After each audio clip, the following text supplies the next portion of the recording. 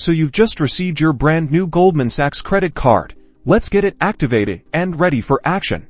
First things first, unpack your new card. You'll want to locate the sticker on the front, which usually contains your activation instructions and a phone number. While calling is an option, activating online is often the quickest and easiest method to open your preferred web browser on your phone or computer. In the search bar, type Goldman Sachs credit card activation and hit enter. Look for the official Goldman Sachs website. It's important to ensure you're on the legitimate site to protect your information. On the activation page, you'll be asked to enter your card number. This is the 16-digit number printed on the front of your card. Next, find the 3 or 4-digit security code, also known as the CVV or CVC. This is typically on the back of your card, near the signature strip. You may also need to enter some personal information, like your date of birth or the last 4 digits of your social security number, to verify your identity. Carefully input the required details and then click the Activate or Submit button. And just like that,